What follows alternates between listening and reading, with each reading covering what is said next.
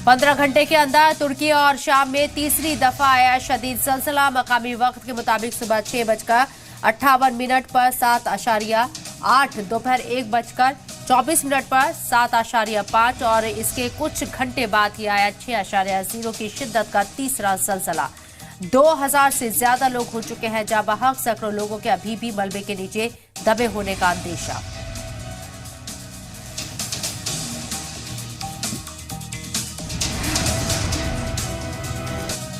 ज़लज़ले के सबब राजधानी अंकारा, गाजियाटेप और नोरदागी समेत 10 शहर रहे सबसे ज्यादा मुतासिर। तुर्की में 1000 लोगों के हलाक होने की हो चुकी है तस्दीक। शाम में 783 लोगों के जाँ बहक होने की है खबर।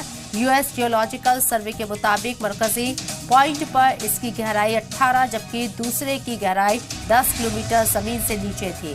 डेनमार्क के माहिरीन के मुताबिक ग्रीनलैंड तक महसूस किए गए ज़लज़ले के झटके।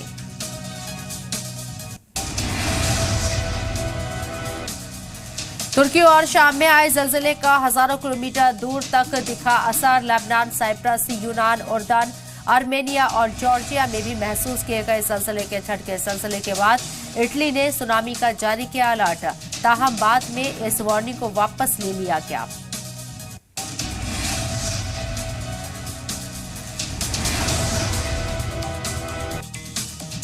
तीन ज़लज़ले से तुर्की और शाम में आई बड़ी तबाही, सैकड़ों इमारतें हुई ज़मींदोज़, हजारों लोगों के मलबे में दबे होने का अंदेशा।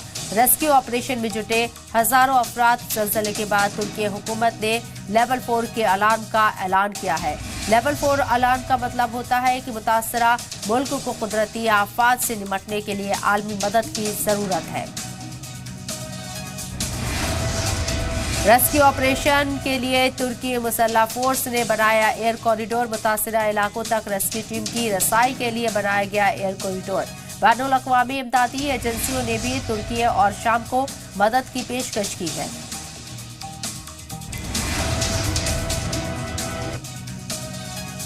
वज़ीर आज़म नरेंद्र मोदी ने तुर्की और शाम में ज़लज़ले से जानी माली नुकसान पर गहरे रंजोगम का इजहार किया। तुर्की को जल्द अज जल्द इमदाद भेजने का किया ऐलान। तिब्बी माहिरीन के अलावा रेस्क्यू ऑपरेशन के लिए एनडीआरएफ की 2 टीम भी होगी रवाना। इसमें ट्रेन डॉग स्क्वाड के अलावा 100 जवान भी शामिल होंगे।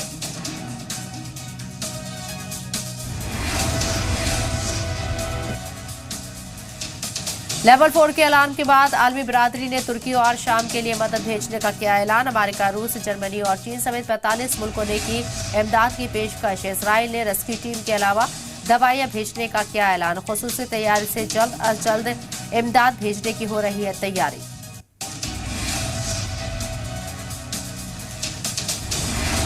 तुर्की और शाम में ज़लज़ले के बाद तेल सप्लाई भी हुई मुतासिर। इराकी कुर्दिस्तान ने तुर्की के रास्ते होने वाले तेल बरामदात को रोकने का क्या फैसला। हुकूमत का कहना है कि एहतियात के तौर पर तुर्की समुद्री रास्तों से गुजरने वाले तेल टैंकर को आगे बढ़ने से रोक दिया गया है।